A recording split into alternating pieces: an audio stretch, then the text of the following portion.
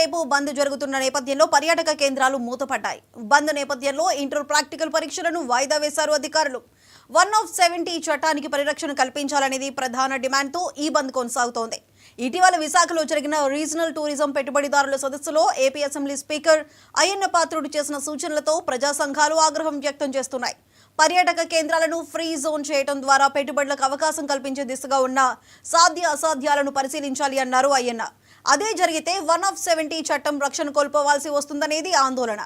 ఈ క్రమంలో ఆదివాసీ సంఘాల బంద్కు వైసీపీ మద్దతు ప్రకటించింది.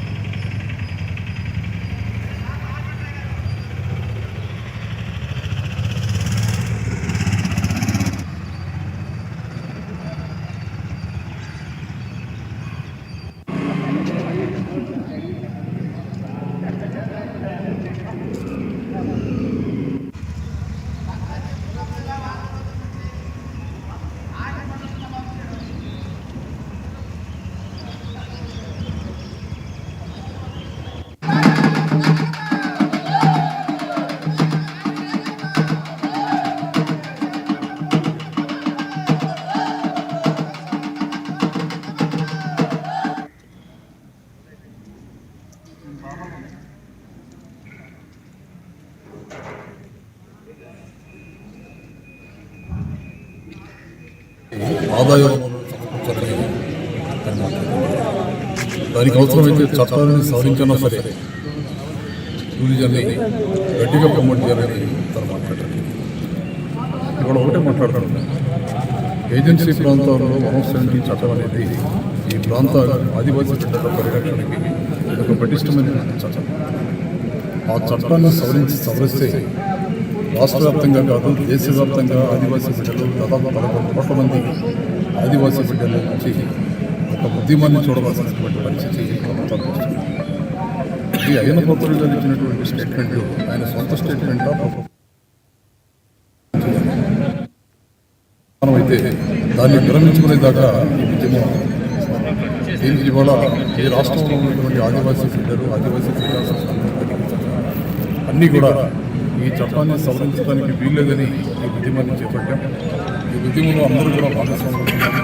ఇది చిన్న విషయం కాదు, అయినా కూడా ఇది రాష్ట్ర పరిధిలో ఉన్నటువంటి అంశం ఏమాత్రం కాదు, కేంద్ర ప్రభుత్వం పరిధిలో ఉన్నటువంటి అంశం.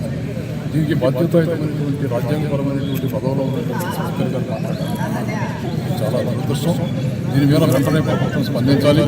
ఒకవేళ ప్రభుత్వం కనుక స్పందించకపోతే ఈ ఉద్యమాన్ని తీవ్రతరం చేయడానికి కూడా ఏమాత్రం కూడా ఈ సందర్భంగా ప్రభుత్వాన్ని ప్రజా సంఘాలు అన్ని రాజకీయ పార్టీలు కలిసి ఈ 2 రోజుల బంద్ని ఈరోజు ప్రకటించి ఈరోజు తెల్లవారుజామున 4 గంటల నుంచి ఈరోజు బంద్ విజయవంతంగా కొనసాగుతుంది. ఈరోజు కూటమి ప్రభుత్వంలో ఉన్నటువంటి ఈ నాయకులు ఏదైతే అయ్యన్న పాత్రుడు గారు చేసినటువంటి వాక్యాలు అది ఏ విధమైనటువంటి వాక్యాలు అన్నది ఈ కూటమి నాయకులు కనీసం స్పందన కరువైంది. ఈ కూటమి నాయకులు ఖచ్చితంగా వాళ్ళ వైఖరిని ఈ కూటమి నాయకులు కానీ అలాగే ముఖ్యమంత్రిగా ఉన్నటువంటి చంద్రబాబు నాయుడు గారు కానీ ఖచ్చితంగా అసలు ఏ ఉద్దేశంతో ఇటువంటి వ్యాఖ్యలు చేశారన్నది స్పష్టం చేయాల్సినటువంటి అవసరం ఉంది. ఎట్టి పరిస్థితుల్లో మీరు స్పష్టమైనటువంటి హామీ ఇవ్వకపోయినట్లయితే మీ చేస్తున్నటువంటి ఈ బంద్ ఈ 2 రోజులతోనే కాదు రానున్న రోజుల్లో మరింత తీవ్రతరం చేస్తూ ముందుకు పోవడానికి మేమంతా కూడా సిద్ధంగా ఉన్నాం. ఖచ్చితంగా మీ కూటమి ప్రభుత్వం చేసినటువంటి కుట్ల ప్రయత్నాలన్నీ కూడా మేము తిప్పికొట్టడానికి మా గిరిజన ప్రాంత ప్రజానికమంతా కూడా సిద్ధంగా ఉన్నారని కూడా ఈ సందర్భంగా తెలియజేస్తాం. తెలంగాణ రాష్ట్రంలో బీర్ ప్రియులకు భారీ షాక్ తగిలింది.